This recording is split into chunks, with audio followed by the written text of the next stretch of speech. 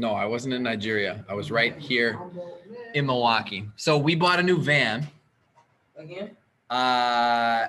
No. So we bought it. So we like made the deal the end of March before we went on break, the Monday of the last week of school, and they didn't have the title, which was a whole headache. And it took them 10 days to get the title. They didn't get it until last Thursday, 4 days ago. Yeah, we paid them. I put $1,000 down because they only let you put $1,000 on a card. So I swiped the card for $1,000 and then was gonna pay the rest of it the next day when they like had the title to come pick it up. Except they didn't have the title the next day, Misa. They didn't have it the next day. They didn't have the day after that. They didn't have the day after that either. And it was like, well, okay, I'm leaving in 3 days. Like Friday morning, I'm leaving. We're going on vacation. Like, what do you mean? Because I don't have a dependable van. That's why I came to you to buy this van on Monday. They didn't have it. Anyways, they finally got it last Thursday. So we got a brand new van. It's dope. I've been getting like 40 miles to the gallon in a minivan. What are you talking about? That's insane. Well, so I've been getting 60 a gallon for a while. We can talk about my MPGs later on. Point is, we got a brand new van. It's dope. We're loving that. But then we had an old van to get rid of because we only got one car we got one car garage. We got one little slab. Can't park on the street. I mean, you can park on the street, but like you got to pay for it or you get a ticket. That's not cool. Plus, we don't need a third vehicle. We don't need a third van, and it needs some work. So we're gonna sell it, right? How much? So here's the deal. We were gonna sell. Well, it needs 2 catalytic converters. Misa. Yeah, you can stay after me. You don't have to worry about it. Just for parts? So catalytic converter, super expensive. Basically, it's like a big glorified air filter. It like cleans the fuel as it's being like recirculated kind of into the engine. And so what happens over time is it starts to like kind of burn more gas and kind of corrode. But we bought it 3 years ago, knowing that this van has 2 catalytic converters. Some cars only have 1. It had one that was going bad 3 years ago. We have driven it for 3 years, knowing that like this is a problem and it's not that big of a deal. It's finally starting to get bad. The other one started going. It stalled out on my wife twice last week or 3 weeks ago, which is why we bought this new van. We're getting rid of it. No, it doesn't stink. You would never really know until like sometimes it like the gas just doesn't, the engine just doesn't work as efficiently. And eventually the engine starts to like break down because of that. So you got to get them replaced. And it's expensive. It's an old van. It was a 2004. And so like, it didn't make a whole lot of sense to spend $2,000 on it when you could probably sell it for $2,000. If it was like totally healthy, you could probably sell it for $3,000. So whatever. Our mechanic drives a Toyota Sienna, an older one like that one was. And he went, hey, if you guys are thinking about selling it, let me know. Because for him, he's just got to buy the parts. And then when he's done with work, he can play around, put them in. It doesn't cost him $2,000 to fix it. It just costs him $500 to fix it. So you can get a great deal. So we're thinking about that. I got the COVID shot last Friday. I was going to call him in the afternoon, but I was so tired from the COVID shot that I didn't call him. So Saturday night, I was like, all right, I'm just going to put this thing on Craigslist. Turns out you can't put it on Craigslist. Well, you can, but they charge you $5. I'm cheap. That's why I teach ecom. So I was like, no, I'm not going to do that. I'll just put this boy on Facebook. So I go on Facebook. I put all the pictures up. I write it up very clearly that like, this is the deal. It needs some work. Took a picture of the check engine light on. Wrote up a description that was super honest. I post that. And within 5 minutes, I am getting hounded. I listed it. So I was going to sell it to the mechanic for $1,000. I figured like, if we can get $1,000 out of it, that'd be sweet. I was like, you know what? Let's just put a dream price out there. Let's go crazy. Let's list it for $2,000. And then somebody will make me an offer for $1,400. I'll be like, can you get me $1,600? And I'll make some more money. This will be cool. Listed for $2,000. And I am immediately getting hounded by basically 3 groups of people. a bunch of guys with African names, a bunch of guys who speak only Spanish, and a couple just regular black guys from Milwaukee.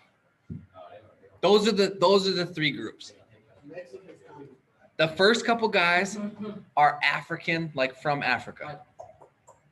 I didn't say that, but like African from Africa, right?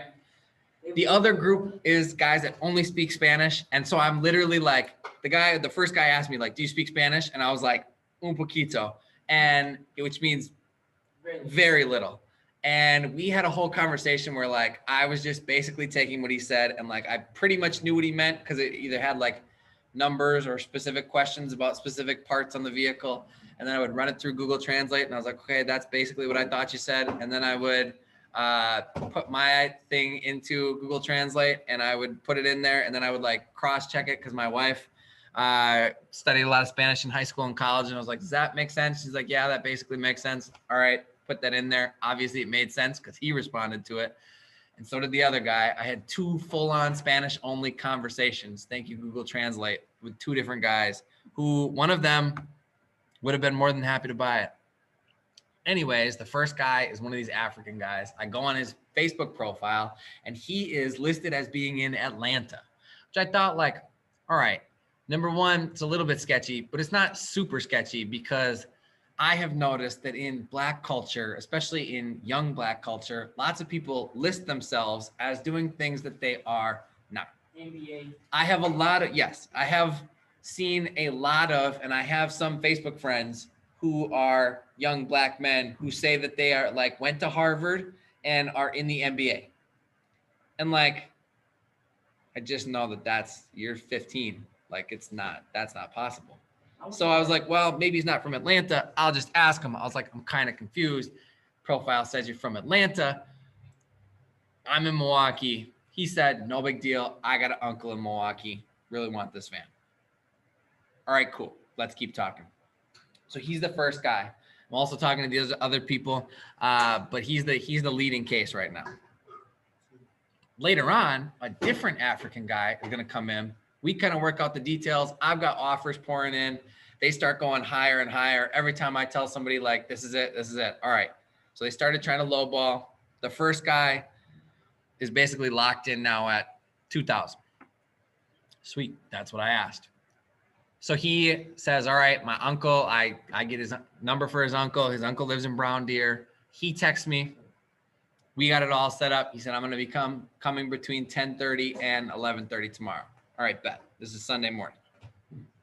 So sweet. Another guy texts me in between, different African guy. And I said, look, I've got somebody who is offering 2,000. They're going to be there at 10:30 tomorrow. If for some reason they don't show up and then he said, I'll give you 2,100. I said, all right, cool. At noon tomorrow, if it's not sold, it's yours. Let's go. So 10:25. Well, then I went back to the first guy in Atlanta and I said, hey, just so you know, I got a guy that just offered me 2,100. I'll sell it to you for 2,000, but make sure your guy is on time or you will lose it. I will sell it to this next guy. So he said, all right, great. Next day rolls around. It's 10:28 and right on cue, here comes a guy. He is clearly an African dude. He's just clearly an African dude, right? So I'm like, all right, everything's great. Not funny. Not funny. So he's asking about like checking it out. I bring the keys out. He starts it up. He doesn't even take it for a test drive. He just like starts it up, sees that it works. He's like, all right, cool. We walk to the back of the car. He's got the money. I get the title. We sign the title. He takes the keys. He says, all right, I'm going to go get my buddy. We'll come back, pick it up. Bet. Done deal. Done deal. I got 2 G's just sitting there, right? I'm like on cloud 9. This is the best. I got 2 G's. This whole thing worked out great. I was thinking I'd be lucky if I got 1,000. I told my wife 2 weeks ago, I was like, man, the mechanic will probably say 700. If he says anything over 500, just tell him it's a deal. So basically, I just made like $1,500 that I wasn't planning on making. And then at 10 o'clock, no, it must have been at 11 o'clock, I get a text from the uncle saying, hey, I'm going to be right over to look at the van. I was like, all right, cool. I figured he's like coming to pick it up, right? 11:25, he texts me, says, I'm here. So I go out. It is not the same African. This is a different African. And I'm thinking what you're thinking. Is this the buddy? Like, what's the deal? He goes, hey, I'm here to see the van. Do you have the keys? I was like,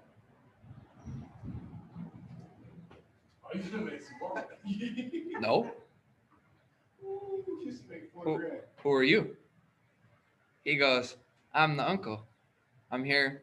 This guy, Jonathan. That's his American name. Jonathan sent me to look. I was like, yeah, I know. But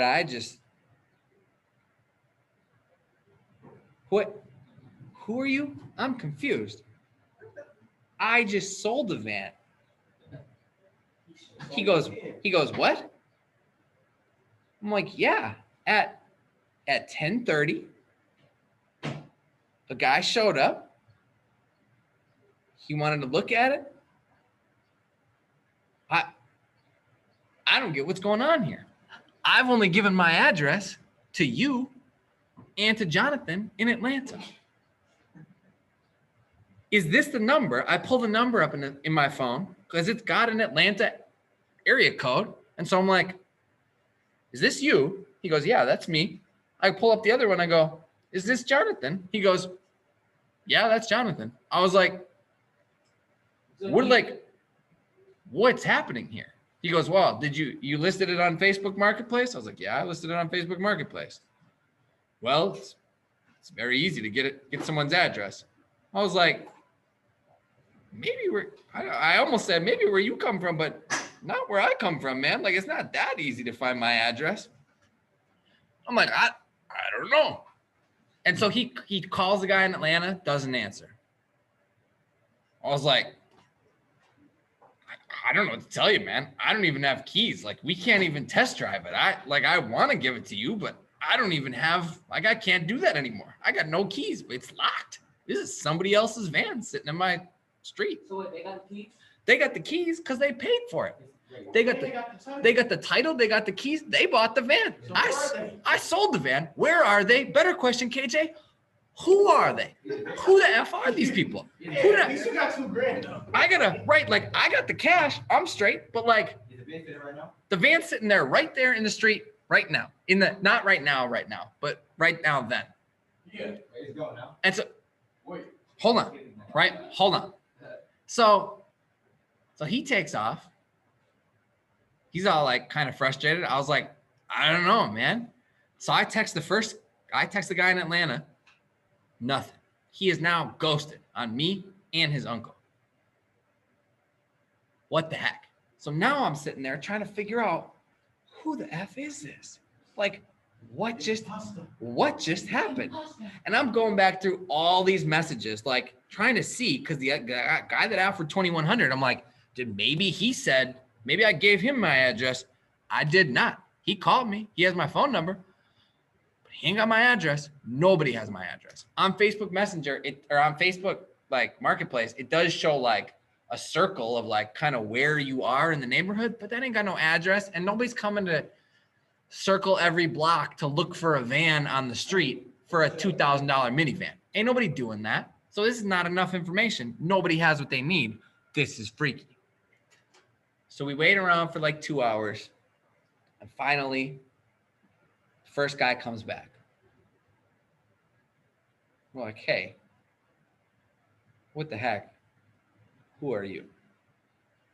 He goes, oh, hey, no worries. When you texted Jonathan and told him, make sure that you're on time, he called me said, hey, you go just in case my uncle's late. So he pulled an end around, only he didn't call his uncle from Brown Deer and tell him, hey, boss man, you ain't got to go. I already took care of it. And so the whole thing was on the level, except the uncle didn't know. And so it was crazy. Then he goes, this is where it gets one step better. He goes, this van, in a week, it won't be here anymore. What you mean? It's going to Africa. This van will be in Africa next week. What? Yeah. So like, this is what they do. They run game. They buy vans for cheap. They put them on a ship, send them boys to Africa. That's their whole, that's their, like, so next time that you see one of these, like, you see this when you watch videos in the Middle East of like, you've got 35 Afghani guys on the back of a Toyota pickup truck. And you're like, how'd they get there? That's huge going. They're in the middle of the desert. Why? Because they bought some beater truck and they shipped it across the ocean on the ship. They rolled it right out. And I was talking to Mr. Kepler this morning, who used to work as a pastor in all kinds of different spots in like Romania and all kinds of different spots around the world. And he was like, yeah, that's what they do. I met a bunch of guys that did that. That was their business. They like, it's so expensive to get cars with all the taxes and all the stuff that it was way cheaper to buy cheap cars in the States, ship them across the ocean, and then you had them. The price to ship it was way cheaper than like getting them sent to that country. So I learned a lesson, made some money, and sent a van that has been in the Milwaukee Metro basically its whole life because it was in Brookfield, and then a guy in Greenfield owned it, and then I owned it, and now some African dude, which like I don't know what name I'm supposed to put on the title. It's gone. And here's the tough part is that like it's probably in some shipping container at the port right now. Last night I went to pull the new van into the garage. You know, garage door opener. That boy's on its way to Africa. And so I called him quick and was like, yo, Jonathan, like, I need a contact for one of your guys here because my garage door opener is in your van, bro. Well, I can get a new one, I guess. But like, if I ain't got to get a new one, I'm not gonna. And so he sent me the number of this guy, Peter. Like, bro, like, come on. Pick better names. Like if y'all move to Japan someday, don't be like some like Pokemon. Don't be Pikachu. All right? Don't be Pikachu. Yeah, if we moved to Mexico, I wouldn't change my name to Pablo. Like, bro, what are you? You're not Peter. Like Peter and John. Like, who's next? James and Jesus? Like, get out of here. These not the apostles. Like, it was such an interesting experience. I learned about 1,000 different things, and that van is going to be in Africa. Anyways, I called up Peter. I was like, hey, Peter. He's like, who is this? I was like, it's Vince. Just bought the van. He's like, which van? The red van or the blue van? I was like, oh, so this is your job, huh? I think I'm going to call him back and be like, bro, I want in. I can hook you up. I can be the plug on used cars. Like, let's figure this out. Like, how can I just get a cut of this business? I want to be an owner, not just a consumer. But he said, I can't get to it today. And I was like, probably because it's already in a shipping container at the port. Like, it's already on the boat, isn't it? I didn't tell him that, but I did. I was thinking it. He said, I'll get to it tomorrow. I promise I'll take it out. I'll put it in the mail. I was like, I'm going to have to buy a new one. Ain't no way I'm getting that boy back. Ain't no way. My garage door opener is going to be in Africa. Some kid's going to be clicking it. So I don't know. That's that. It's